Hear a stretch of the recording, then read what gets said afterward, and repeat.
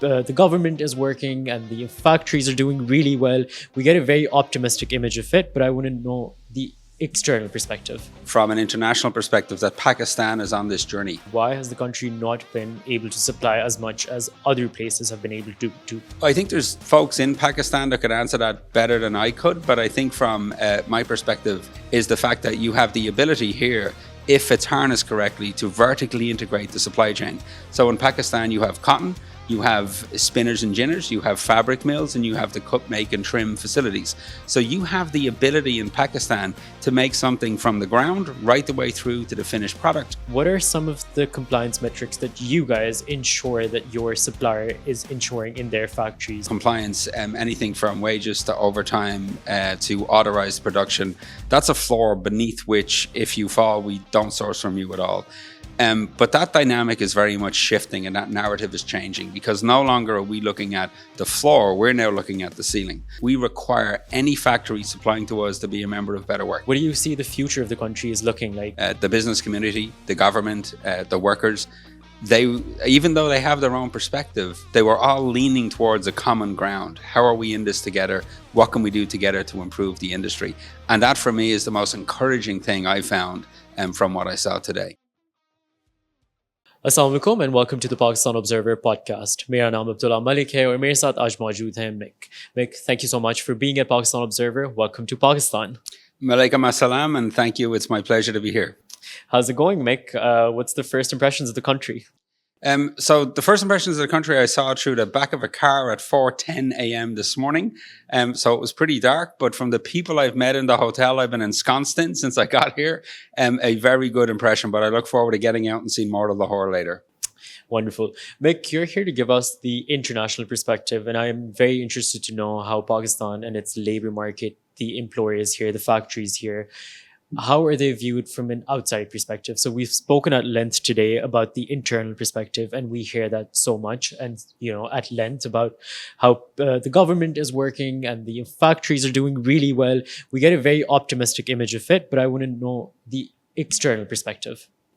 So I think optimistic is a fair assessment. I think what we're saying from an international perspective that Pakistan is on this journey. And from where I'm sitting, it's a very positive journey. So we have a small number of suppliers in Pakistan, mid-teens, but we have 1,200 factories globally. So Pakistan right now, for PVH, and we're a company that owns two global brands, Tommy Hilfiger and Calvin Klein. So Pakistan, just at this moment, is not a very big sourcing destination, but with two initiatives that we're looking at now. So one is Better Work Pakistan, and the other is the Pakistan Accord. So one is focused on decent work and social dialogue in the workplace, and the second one is focused on factory safety. Both of those initiatives are core pillars to what we do in our supply chain when we look at new sourcing countries. So I think from our perspective, the fact that we're seeing the Pakistan government and Pakistan industry in the garment sector embracing both the Accord and Better Work is a very positive sign for us as we determine the trajectory the industry's on and where we may want to place future sourcing orders. Right. And just to understand, I mean, historically, why has the country not been able to supply as much as other places have been able to do so? I think there's folks in Pakistan that could answer that better than I could, but I think from my perspective, so we do a lot of sourcing in Bangladesh. We've historically been in Bangladesh for decades.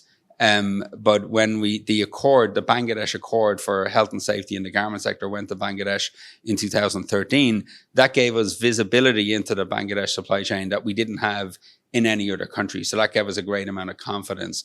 And what we're seeing in Cambodia and Vietnam is that those countries are moving up the value chain. So not just making garments, but moving into footwear, accessories, and outerwear. And they're extremely good at that.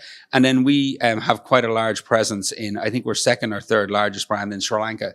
And Sri Lanka is known for its sustainability. So we make Calvin Klein, which is the largest underwear brand in the world. We also make Nike's underwear globally. So for us, it's really important to have that sustainability message and renewable energy that Sri Lanka can give us. I think where Pakistan's unique selling point may be is the fact that you have the ability here, if it's harnessed correctly, to vertically integrate the supply chain. So in Pakistan, you have cotton, you have spinners and ginners, you have fabric mills, and you have the cut, make, and trim facilities. So you have the ability in Pakistan to make something from the ground right the way through to the finished product. And I think if that's harnessed properly, not only from a cost perspective, but also from a sustainability perspective, particularly in the European Union, where we're going to have to report on the carbon footprint of our individual products.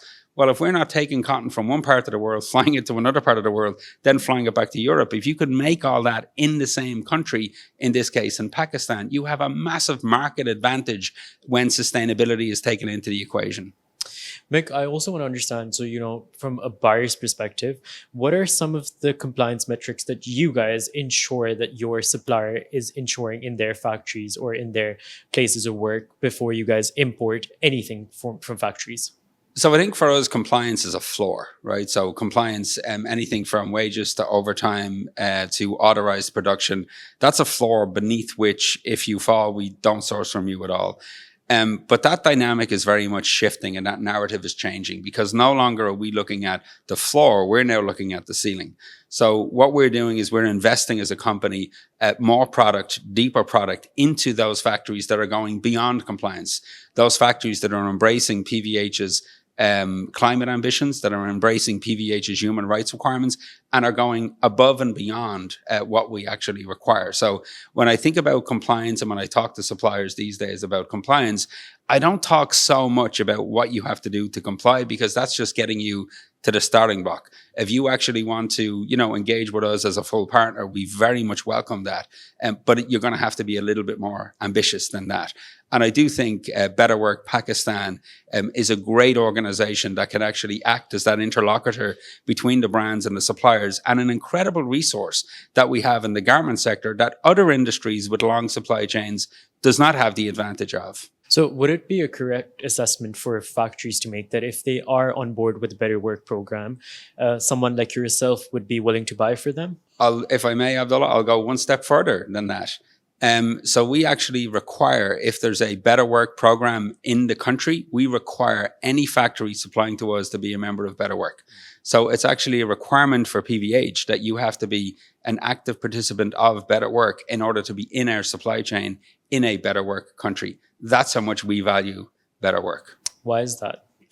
Because I think for us, it's a partner that we trust. We're a global partner of Better Work. So in every country where we operate, we have a deep relationship with Better Work. And what Better Work can do, so if you look at the traditional assessment process, what happens is essentially the auditor, and I'm going to boil this down. We can talk very nicely about it, but just to boil it down, the auditor will go to the factory once a year with a clipboard, we'll make a checklist, we'll look at the records, and they pass or fail. And that's the traditional model, if you want to call it that. In Better Work, they work with an enterprise advisor on a monthly basis to make improvements. If there's a problem in the factory, you have a trusted partner on the ground under the ILO umbrella that, as a brand, we can engage with through Better Work with the factory to resolve any issues that are there. Because there's always going to be issues. If you show me a factory where there's no issues, well, then I can show you a factory that's not being fully transparent. There's always going to be issues. What Better Work can do is get to the root of those issues and make the improvements that we need to see made. So are all the factories that you're working with in Bangladesh, you mentioned, in Sri Lanka, you mentioned, are all those factories compliant and also a part of the Better Work program? Yes, with the exception of the small number of factories in Bangladesh, which are in the EPZ, because Better Work's not in the export processing zone. But aside from that, yes. And so, Mick, you've gotten a sense of the factories, you've gotten a sense of the government, you've gotten a sense of the international partners, and you've also gotten a sense of the workers during today at the business forum organized by the Better Work Forum. What are you feeling? What do you see the future of the country is looking like? I mean, what are you anticipating in the next couple of years? So I want to be very clear. So I'm an Irishman who's based in Washington, D.C. But from the meeting today, and I've been to many Better Work business forums in different countries around the world, what was interesting today was that all of those different constituencies that you mentioned, the business community, the government, the workers, they, even though they have their own perspective, they were all leaning towards a common ground. How are we in this together? What can we do together to improve the industry? And that for me is the most encouraging thing I found from what I saw today. Well, I hope we're able to do that. Thank you so much, Mick, for being here and being at Pakistan Observer. And I hope you have a wonderful time in Pakistan. Thank you, Abdullah, and it was a pleasure to talk to you. Likewise. Thank you so much.